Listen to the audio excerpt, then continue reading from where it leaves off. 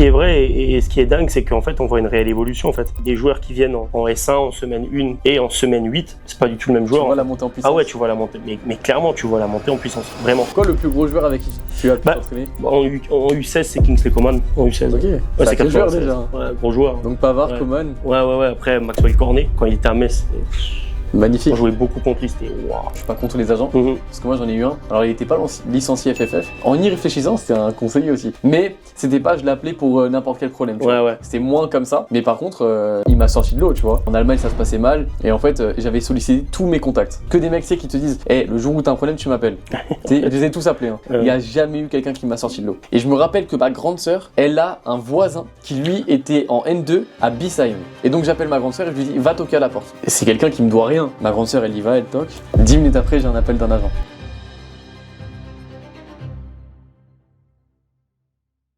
On est parti pour ce premier podcast ensemble. Je suis ultra content d'être avec toi. On a un setup magnifique. On a mis littéralement 3 heures à le faire. Ça vaut incroyable, le coup de ça vaut le préciser. détour. J'aimerais aujourd'hui qu'on parle des agents. Mais juste avant, j'aimerais qu'on parle de qui tu es. Parce que là, en gros, c'est la première vidéo qu'on fait ensemble. Qui es-tu et pourquoi on est là ensemble et surtout pourquoi tu as la casquette de la Coach Vianney Academy sur la tête? Ok, moi c'est Corentin, j'ai 29 ans, je suis éducateur, je suis diplômé du BEF. Voilà, j'ai eu un petit passé de footballeur aussi où j'ai alterné entre le centre de formation du Racing Club de Strasbourg et du FC Nantes. J'ai un peu fait les équipes de jeunes aussi, équipe de France, notamment U16. Voilà, ensuite le plus haut niveau où j'ai évolué c'est N1. J'ai fait partie un peu d'un groupe de Ligue 2, mais vraiment évolué c'est en N1. Et voilà, donc aujourd'hui on est à Ittenheim, dans mon nouveau club. Voilà, on fait ici la petite vidéo. Pourquoi est-ce que je suis dans la Vianney Academy? Arrête de dire Vianney Academy, s'il te plaît, par pitié. Coach Vianney Academy. Coach Vianney Academy. Et ça, je vais le laisser, juste pour que tu assumes. En fait, tu sais même pas pour qui tu travailles. C'est incroyable. C'est incroyable. Coach Vianney Academy. Ouais, mais la Vianney Academy, moi j'aime bien. Non, Coach Vianney Academy. Ok. Je suis Coach Vianney, ok? Ok, bon ça. Donc, non, juste, t'as été professionnel. Ouais. T'as été professionnel. Oui. Donc, en National 1. Oui. Qui est juste en dessous de la Ligue 2, c'est pour ça. Ceux qui habitent dans une grotte ou sur la Lune. C'est énorme. Ok, donc aujourd'hui on est dans ton club, tu es directeur sportif aussi d'ici. C'est ça. Et tu es coach de la Régionale 3 Senior. C'est ça. Est-ce que ça te plaît ça? Ouais, franchement, ça me plaît beaucoup. J'avais besoin aujourd'hui d'avoir un peu un changement dans ma vie et notamment dans ma carrière d'éducateur, si je peux parler de carrière. J'ai beaucoup travaillé avec les jeunes. Où je suis allé jusqu'en 14, 16, 18 R1. Et là, j'avais besoin un peu de me confronter un peu à des seniors en fait et du vrai caractère, dans du management, ainsi de suite. Donc ouais, franchement, ça me plaît quand même pas mal et c'est vraiment une autre vision des choses. Ça m'a appris à appréhender les choses différemment, quoi. Ok. Là, cette vidéo, on va parler des agents. Je sais que tu as un avis ultra tranché sur les agents. Je sais que tu n'es pas trop fan des agents. Moi aussi, j'ai eu 2-3 expériences. Pour rappel, j'ai été joueur de National 3. J'ai eu 2-3 expériences avec des agents qui se sont mal passés. Mais il y en a un, en réalité, s'il n'avait pas été là, je n'aurais pas été en N3, tu vois. Donc, mon avis, il n'est pas aussi fort que le tien là-dessus. Mais la vérité, c'est qu'on va en parler. Juste avant, comment ça se fait que t'en viens à travailler pour la Coach Vianney Academy et avec moi? J'aime pas dire du tout pour moi, genre tu bosses avec moi. Bien sûr. Pourquoi c'est comment ça s'est fait tout ça? En fait, comment ça s'est fait? Dans un premier temps, j'ai eu un contact sur Instagram de ta part, mais en fait, en amont, ce qui s'est passé, c'est que un ancien joueur à moi que j'ai eu en U14, U15, en fait, nous a mis en contact simplement. Toi, tu recherchais un qui est un de mes amis en fait. Voilà, qui est un de tes amis aussi à toi. Moi, où j'ai gardé un peu contact, parce que j'aime bien garder contact avec mes anciens joueurs, savoir un peu ce qu'ils font, ainsi de suite. Et donc, en fait, ça s'est fait un peu du bouche à oreille, si on peut dire ça comme ça. Tu cherchais un coach.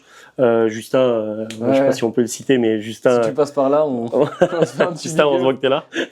Donc ouais, Justin derrière a fait le lien. Là, a parlé t'as parlé de moi. Ouais, pardon, t'as parlé de moi. Je t'ai contacté. Donc tu m'as contacté sur Insta. Ça tombait à pic.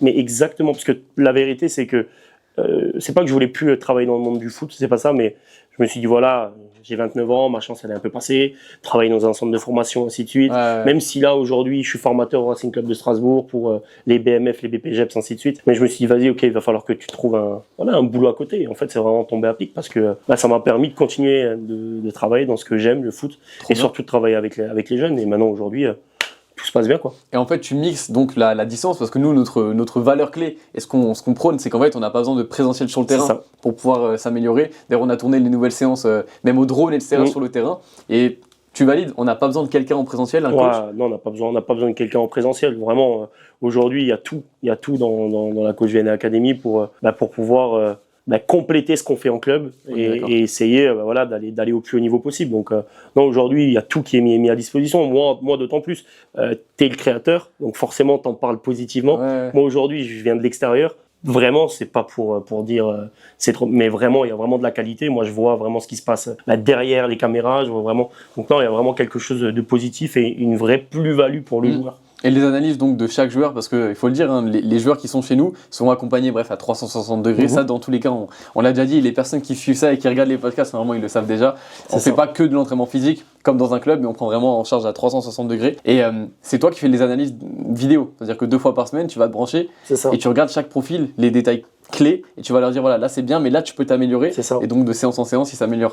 Ce qui est vrai et ce qui est dingue, c'est qu'en fait, on voit une réelle évolution. En fait, moi, des joueurs qui viennent en S1 en semaine 1, parce qu'on travaille en semaine, en semaine 1 et en semaine 8, c'est pas du tout le même joueur. Tu vois la montée en puissance. Ah ouais, tu vois la montée, mais clairement, tu vois la montée en puissance, vraiment. Mais dans tous les aspects, il y a des joueurs qui viennent, qui sont plutôt bons dans la sensibilité, tout ce qui est vraiment la technique, conduite de balle, passe, ainsi de suite. Donc ça, ils le voient. Par contre, là, sur le travail d'appui, on voit qu'il y a un peu des difficultés, donc on drive un peu sur ça, et on voit qu'il y a une amélioration. Et ceux aussi où il y a un peu des difficultés déjà techniques de base, là, on voit aussi une amélioration avec les entraînements individualisés, vraiment. Mais c'est normal parce qu'on prône tout le temps la sensibilité et dans chaque exercice, même s'il y a des exercices qui sont pour l'explosivité, les longues passes, le jeu long, etc., en réalité, il y a tout le temps du toucher de balle. C'est ça. Donc pour ceux qui sont un peu bancal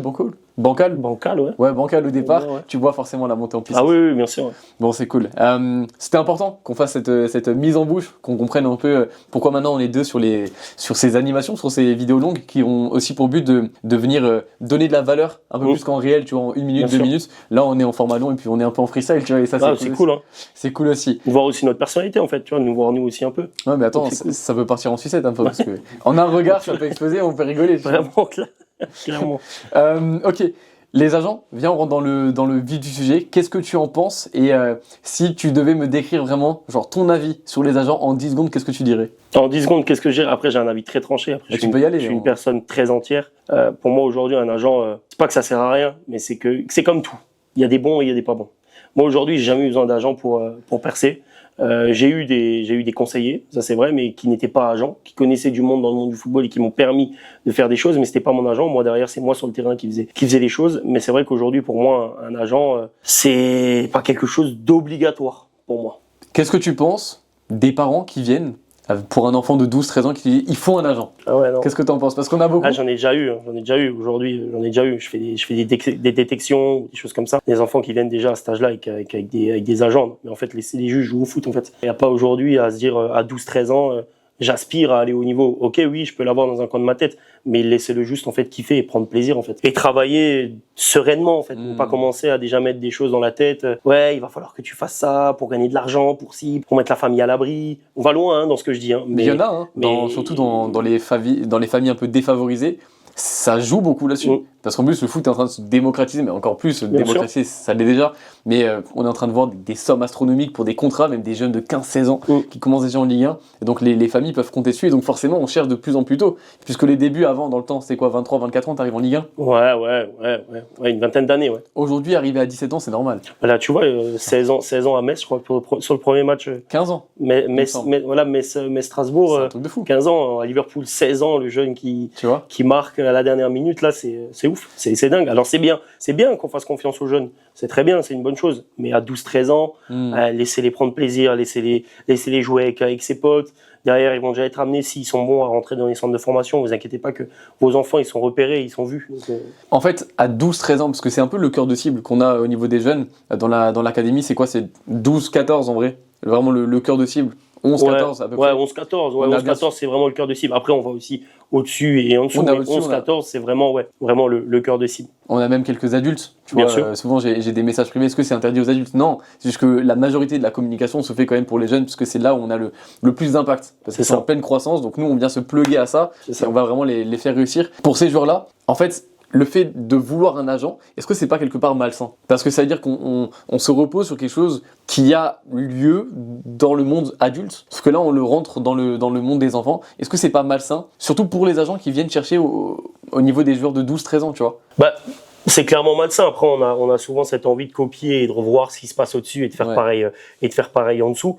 Aujourd'hui, c'est clairement malsain. Encore une fois, je reviens à ce que je disais avant. L'objectif, c'est de laisser l'enfant, en fait, prendre plaisir. Et à partir du moment où il y a un agent, après, encore une fois, on va toujours pouvoir dire il y a des bons agents et des moins bons agents. Tu auras toujours le contre-exemple. Voilà, il y a tout le temps, il y a toujours des bonnes personnes, des bons agents, c'est pas la question. Mais aujourd'hui, laissez-les en fait s'exprimer librement en fait, être tranquille, jouer leur foot, venir dans leur club amateur s'ils sont dans un club amateur ou même dans un club pro mais ils sont pas encore en centre de formation ou même dans un club pro. Mais laissez-les en fait prendre plaisir, faites confiance aux éducateurs, faites confiance aux clubs dans lesquels ils sont et derrière vous allez déjà voir que ça va très vite monter. Mais c'est vrai que ça peut être malsain. Tout dépend de la personne qui est en face, qui est avec toi et qui est en face de toi. Tout dépend de ça en vérité. Moi j'ai une question, tu vois, toi qui as connu le plus haut niveau que moi, parce que tu as même été jusqu'à la Ligue 2, alors dans le groupe, tu as fait quelques rentrées, mais même jusqu'à la Nationale 1, c'est quand même 2 divisions au-dessus de moi. Notamment pourquoi il y a des agents de temps en temps, ils viennent, ils te contactent, tu vois, et ils te font espérer. Ils te demandent pas d'argent, parce que ça on va parler, hein. Des agents qui te demandent de l'argent, ça big scam, ça c'est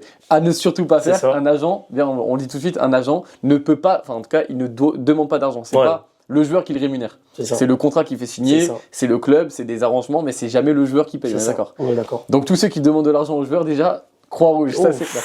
En même temps, genre. Grosse croix rouge. On est bon, hein. Par contre, moi, tu vois, j'ai eu des expériences quand j'étais, juste avant de jouer en N3, j'étais en Allemagne encore, et j'ai été plugué, donc mis en contact avec 2-3 agents, etc. D'ailleurs, c'était pas des licenciés FFF, ça c'est important aussi.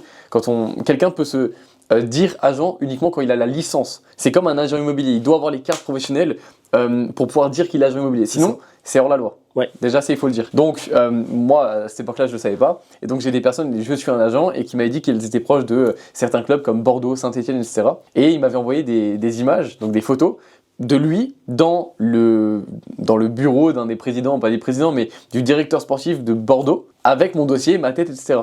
Il m'a jamais demandé d'argent, sauf que ce mec-là, du jour au lendemain, plus jamais de nouvelles, tu vois. Plus jamais il m'a écrit. À quoi ça lui a servi, tu vois? Encore, il me demande de l'argent, je comprends, c'est un scammer. Je pense qu'aujourd'hui, à quoi ça lui a servi? Lui, en fait, ça montre aussi au centre de formation, au club pro, ainsi de suite, qu'il a un panel de joueurs et qu'il est capable de montrer des joueurs, en fait, et de donner des joueurs à dispo. Je pense que c'est la seule chose. Après, à quoi ça a servi? À rien de plus. Parce que ça t'a servi à toi, à rien. Non, mais moi, ça t'a fait espérer des choses. En tant que jeune, c'était dur. Voilà, ça t'a fait espérer des choses aujourd'hui, qui ne sont pas arrivées. Et quand on est jeune, on a tous cette ambition d'aller jouer au plus haut niveau, peut-être même des fois d'être pro. Mais c'est vrai que tout ce que ça a servi là, c'est de te mettre des plans sur la comète et de te dire aujourd'hui, je peux. En fait, non, ça s'est pas fait. Tu veux que je te raconte ce qui s'est passé? Donc c'était il y a 3 ans et moi je suis originaire de Strasbourg, toi aussi du coup. Bien sûr. Et il y avait, tu sais, chez nous il y a des péniches et tu peux aller boire des verres sur ces péniches là. Et j'étais un soir avec des amis, il était 1h du matin et j'ai un appel de ce mec là. Tu vois, c'est déjà chelou ça. Déjà, tu vois. Du matin, et il m'appelle, il me dit est-ce que ça va, etc. Je fais qu'est-ce qu'il y a? Je me suis dit attends, c'est la première fois qu'il y a un agent. Et moi j'avais regardé, tu sais, les podcasts avec les professionnels qui disaient mon agent il m'a appelé à 3h du mat et tout, tu sais. Tu vois, ce genre de choses. Et donc moi je réponds et je me suis dit c'est bon, je suis pro. Dans ma tête, c'est bon, j'étais pro, tu vois. Et donc je sors, il me dit écoute, j'ai Bordeaux qui est très chaud sur ton dossier, etc. J'ai aussi Saint-Etienne, mais moi je suis très proche de Bordeaux. Demain j'ai rendez-vous chez eux, etc. Je t'appelle directement, si jamais il faut, il y aura un essai, je te fais venir en train, etc. Tu vois. Il m'a vraiment vendu du rêve. Je suis rentré avec mes potes, je fais les gars, je crois que j'y suis. Et en fait, non. Il m'a jamais plu, j'ai eu de nouvelles. Il t'a complètement ok. Mais pourquoi faire ça? Enfin, je me suis dit... je vois pas l'intérêt en fait. Je vois pas l'intérêt. Juste lui le mettre un peu en valeur auprès des centres de formation, c'est tout. Mais et des clubs pro. Si, lui dire écoute, regarde, j'ai un joueur, là j'ai un joueur, là j'ai un joueur, là j'ai ci. Lui montrer qu'il a en fait un réseau en fait derrière. C'est peut-être la seule chose aujourd'hui que moi je vois derrière. À part, comme on a dit, faire espérer le joueur en face, c'est ça, tu vois. Sert strictement à rien, tu vois. Et donc, est-ce que toi, t'as dit que t'avais des conseillers? Moi, je suis chaud qu'on parle un peu de toi, ton ascension, tu vois, parce que du coup, t'as été à Strasbourg et à Nantes. T'as fait quoi? Strasbourg, centre de formation, après équipe de France U16. Et après, t'es parti à Nantes et t'es revenu à Strasbourg? En fait, moi, comment est-ce que c'est fou parce que Itenheim, il y a une vraie histoire. C'est fou vraiment, vous allez comprendre pourquoi. Au-delà maintenant que je sois directeur sportif, mon premier contrat, je l'ai signé dans le clubhouse là-bas. Avant que je sois, parce que nous, en 19 NAS avec le Racing, on jouait ici. On jouait ici en 19 NAS. Et après un match de gamba contre Jura Sud, pardon. Tu sais que Jura Sud, ils m'ont sorti en Coupe de France. C'est vrai? Moi, après le match de Jura Sud, derrière ici, je signe mon contrat, mon avenant. Parce que c'était pas mon avenant contrat ici après le match de Jura Sud en fait pour aller à Nantes. T'avais fait un gros match? Ouais, j'avais fait un gros match. Après la particularité c'était que le Racing ne pouvait pas mettre de vrais contrats. On avait il y avait une petite convention, les aspirants, les trucs comme ça. Il pouvait pas parce qu'en fait c'était le moment où il avait fait le dépôt de bilan. Donc il y avait une convention avec le Racing, mais pas plus de choses, une convention. Voilà. Et donc moi derrière, il m'avait proposé de m'entraîner avec la U ici et tout.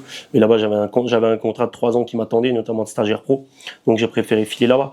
Bon, en fait, comment ça s'est passé? Je suis arrivé au Racing en U14, U15.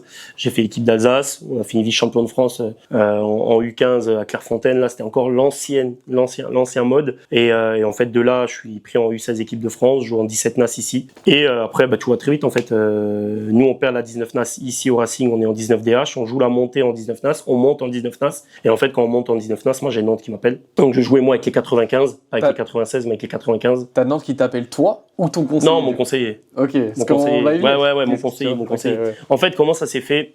La réalité, c'est que j'ai fait un test à Lille, au LOSC, et en fait, ça a fait du bruit. Et en fait, mon conseiller connaissait quelqu'un au LOSC. Okay. Donc, j'allais faire un essai là-bas, avec Divock Origi, avec tout ça, là, Benjamin Pavard, ainsi de suite. Je sais pas si eux se souviennent de moi, mais moi, je me souviens d'eux, parce que maintenant, c'est des top joueurs. Tu vois. C'est quoi le plus gros joueur avec qui tu as pu t'entraîner? Où j'ai pu m'entraîner en U16, c'est Kingsley Coman. En U16. Ok. Ouais, c'est 96. Joueur déjà. Ouais, gros joueur. Donc Pavard, Coman. Ouais. Après, Maxwell Cornet, 80, quand il était à Metz, c'était magnifique. On jouait beaucoup contre lui, c'était waouh. C'était dur. Ouais, c'était très athlétique. Ça allait à 10 000, techniquement gauche, pied droit, pied gauche, pareil. Enfin, incroyable. En U17, quand il était surclassé à Metz. Ça jouait fort. Ouais, c'était compliqué, ouais. Mais bon, c'était des bons souvenirs, tu vois, c'était des bonnes choses, tu vois. Et donc, en fait, après l'essai au LOSC, qui n'arrive pas, voilà, notamment à cause de l'aspect scolaire, derrière, il y a Nantes qui appelle mon conseiller et ils viennent me voir, ils m'ont scruté sur 30 matchs environ. Combien? 30? Ouais, 30 Une matchs. saison, quoi. Ouais, ils m'ont scruté. Sans te le dire? Non, sans rien dire, non. Comme quoi? Ben, c'est ouf, ils sont, mais ce qui est ouf, c'est qu'ils sont, enfin, tous les recruteurs sont autour des terrains. Moi, maintenant, je suis coach. Des jeunes, notamment avant et maintenant seniors, mais même j'interviens un peu auprès t'es toujours là. Voilà. Et il y a plein de recruteurs partout. Et on les voit pas. Hein. On les voit pas. Moi maintenant, je les connais un petit peu, ceux qui sont sur le Grand Est là, et notamment en Alsace. Mais tu sais pas qui c'est, tu vois pas qui c'est, mais ils sont là et ils regardent. Donc en fait, là juste la fausse croyance, c'est des parents qui disent non, c'est ce match-là ou rien. Ah ouais, non. Moi ils m'ont scruté sur 30 matchs. Okay. Nantes m'a scruté sur 30 matchs. Non mais c'est important de le dire. Ouais, non, vraiment. Moi, ils m'ont vu sur 30 matchs. Et donc derrière, après, voilà, je suis allé là-bas, j'ai signé. Je suis resté là-bas 1 an sur les 3, parce que le Racing derrière m'a rappelé. Et donc, je suis retourné au Racing. Et cette fois-ci, je suis retourné avec le groupe de l'équipe 1. Ok. Donc là, j'étais là, cette fois-ci, en National 1. Ok. Ouais. Ça jouait plus fort que Nantes ou pas? C'était avec les adultes déjà. Après, avec Nantes, voilà, j'avais joué. Je m'entraînais des fois, c'était la N2, parce qu'il y avait la 19 NAS et la N2. Donc, je m'entraînais je jouais avec la 19 NAS, mais des fois, je m'entraînais avec la N2. Donc, c'est différent. C'était beaucoup plus athlétique à Nantes. Okay. Il y a beaucoup plus de joueurs de la région aussi parisienne qui ont ce truc d'être beaucoup plus athlétique, beaucoup plus développé que nous. Mais c'est complètement différent. Et même le jeu à la Nantaise, alors ça n'existe plus trop, mais ils nous l'inculquent. Et vraiment, ils l'inculquent là-bas. Vraiment, ce jeu de possession, être capable de jouer les triangles à 2, à 3. Vraiment, ils l'inculquent plus qu'à Strasbourg. Okay. Et donc après, à Strasbourg, quand je suis passé dans le groupe de la N1, là, c'est différent. T'étais plus prêt. T'étais plus prêt, tu te sentais plus prêt que quand t'es parti justement à Nantes. Ouais, parce qu'en fait, la différence qu'il y avait entre Nantes et le Racing, c'est que le Racing, c'était en plein dépôt de bilan. Donc il y avait encore le centre de formation, on dormait encore là-bas, mais t'es en dépôt de bilan. Donc il y a moins de coachs, il y a moins de personnes, tu vois, tout ça. Et à Nantes, t'arrives là-bas, t'as 28 terrains, c'est ouf. J'extrapole un peu en disant 28 terrains. Tout est fait, conditionné pour que tu sois pro. Tes chambres, elles donnent sur la Beaujoire. Tu fais ta muscu, c'est sur le terrain des pros. Enfin, t'as la vue sur le terrain des pros. C'est une dingue. Tout est conditionné en fait pour te dire voilà, ton objectif. C'est ça en fait. D'ailleurs, tu sais qu'on a booké le stade avec Geoffrey. Ouais, j'ai vu la Beaujoire. On a commencé d'ailleurs à l'heure à laquelle on tourne la vidéo, on a commencé à poster un peu les rushs, etc. C'est trop bien. Non, franchement, c'est un très beau stade. Il y a une belle ambiance en plus. La tribune noire, c'est une belle ambiance. Alors, quand tu dis que tu as eu un conseiller, si on retourne un peu sur le sujet, c'est quoi la différence pour toi? C'est quoi la différence? Pour moi, un conseiller, en fait, c'est quelqu'un qui fait attention à toi. Moi, c'est quelqu'un qui connaissait ma famille, c'est quelqu'un qui était proche de moi, qui avait des contacts liés à son passé aussi, parce que c'était un bon footballeur. Et en fait, il m'aidait, il me conseillait, il me disait quoi faire. Tu vois, au-delà en fait de l'agent où aujourd'hui il est là pour te négocier des contrats. Moi, demain, j'avais un problème, je l'appelais. Mais je l'appelais même pour tout, en fait, et n'importe quoi. Donc, il était vraiment présent pour moi. C'est lui qui m'a trouvé les essais à Lille. C'est lui qui m'a accompagné jusqu'à Nantes, tu vois. Il m'a accompagné, alors que le gars, il est prof de sport, tu vois, maintenant. Mais est-ce qu'il se faisait rémunérer sur ce que toi, tu signais? Non. Donc c'est vraiment un conseiller bienveillant, quoi, voilà, bienveillant. avec le cœur. Ouais, non, il a jamais rien pris. Mais c'était quoi son intérêt, hormis le fait qu'en fait il soit proche de toi C'est un formateur en fait de joueurs. Il voulait former, et donc lui ça le tenait à cœur de derrière m'accompagner en fait, tu vois. Et donc c'est comme si demain là on a une petite pépite dans l'académie. C'est ça. On peut faire des choses sans demander d'argent. C'est ça. Donc, moi je l'ai déjà fait avec des joueurs. Aujourd'hui, un joueur qui a signé à Fribourg 4 ans. Alors maintenant il est plus à Fribourg, il est ailleurs en Allemagne. Mais on l'a accompagné. Des joueurs qui ont signé au Racing. Quand j'étais dans mon ancien club avant, à Molsheim, il y a beaucoup de joueurs qui ont signé au Racing. Rien qu'une licence d'abord dans un premier temps. On a 2-3 joueurs qui ont signé des contrats.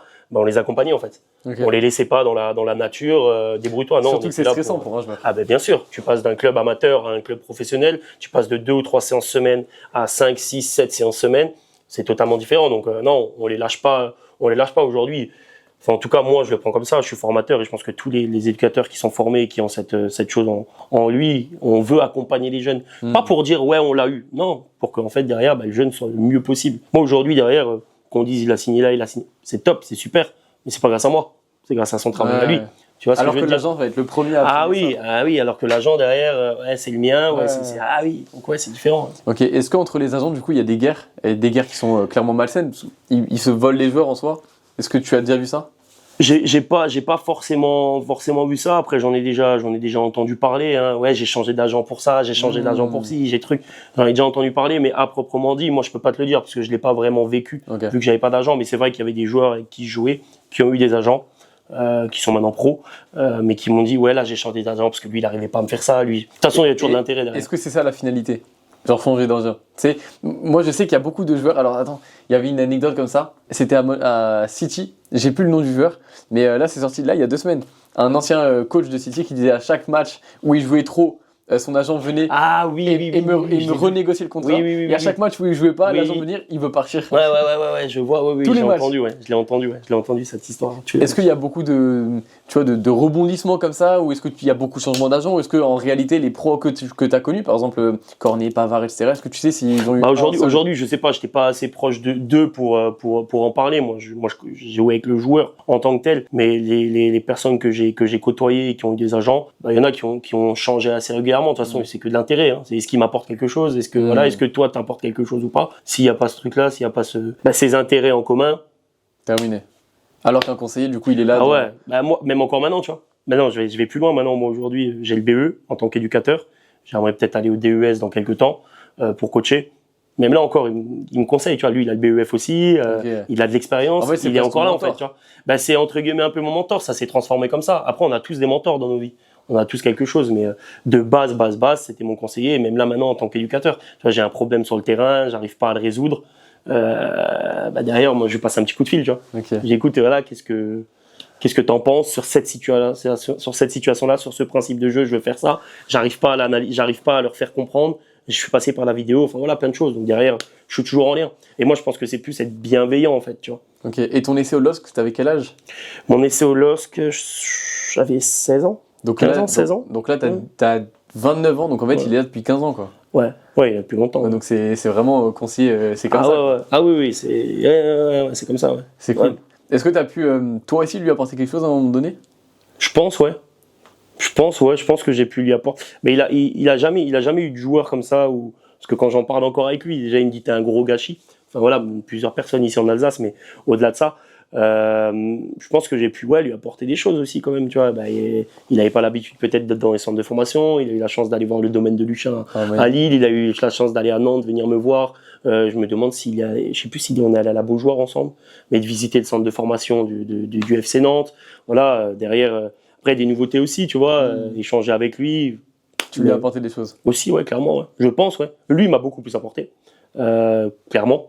Voilà, parce que je pense que je serais pas la personne aujourd'hui que je suis, mais clairement, moi aussi, je pense que je lui ai apporté des choses. Ok. Et tu vois, moi, c'est un peu moins fort que toi contre les agents. Je suis pas contre les agents, parce que moi, j'en ai eu un. Alors, il était pas licencié FFF, mais pareil. En fait, en y réfléchissant, c'était un conseiller aussi. Mais c'était pas, je l'appelais pour n'importe quel problème. Tu vois. C'était moins comme ça. Mais par contre, c'est lui qui m'a placé il m'a sorti de l'eau, tu vois. En Allemagne, ça se passait mal.